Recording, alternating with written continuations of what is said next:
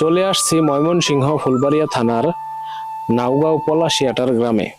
এখানে একজন নারী উদ্যোক্তা, তিনি মাটি দিয়ে দারুণ সব কারুকার্য তৈরি করেন। এই যে দেখতে পাচ্ছেন এখানে কত সুন্দর করে মাটির হাঁড়ি পাতিল কারুকার্য সুন্দর করে তৈরি করেন।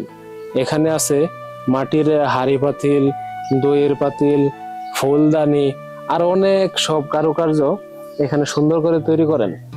চলুন আমরা তার মুখ থেকে কিছু কথা শুনি। আপনি এই কাজে কিভাবে আসলেন? আগে আমরা হাঁড়ি পাতিল বানাইতাম, এখন এটি অনেক সুবিধা হওয়ার কারণে এই হাঁড়ি পাতিল এখন বানাই না। এখন এই যে দইয়ের পাতিলটা চলে, দইয়ের পাতিল দিয়ে বানাই।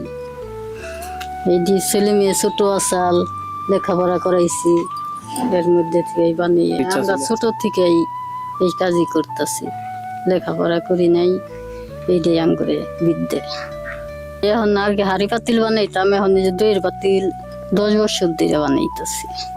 খুব সুন্দর পাতিল এখানে রোদ্রে রাখছে। হালকা একটু শক্ত হলে তারা এটাকে পুরাবে মাটি দিয়ে। চলুন আজকে আমরা আপনাদেরকে সমস্ত কিছু দেখাবো।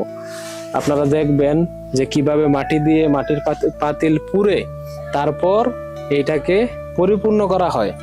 কাদা মাটি দিয়ে মাটির প্রলেপ দেওয়া হয়েছে। মাটির তৈরি জিনিসপত্র পুড়িয়ে পরিপূর্ণ করা হয়। ওই জায়গাটা আপনাদেরকে আজকে দেখাচ্ছি। দেখুন এখানে একটা সরু অঙ্গর মতো একটা গুহা তৈরি করা হয়েছে। এই গুহার ভিতরে এই যে এটাকে বলে লাকড়ি আমাদের আঞ্চলিক ভাষায়, এই লাকড়ি দিয়ে ওখানে আগুন জ্বালিয়ে উত্তাপ করা মাটির জিনিসপত্র আছে। সব রকমের মাটির জিনিসপত্র এই গুহার ভিতরে দিয়ে এখানে পুড়িয়ে পরিপূর্ণ করা হয়। আপনারা দেখলেন এই ছিদ্রগুলা দিয়ে ধোঁয়া বের হয়। আর এখানে একজন লোক বসে আছে। পরিশ্রম সাংঘাতিক, ছেলেমেয়েরা কোনো এই কাজ করে না, আমরা এখানে করতেছি। আগের যুগে এইসব করতো, এরা তো মারাই গেছে।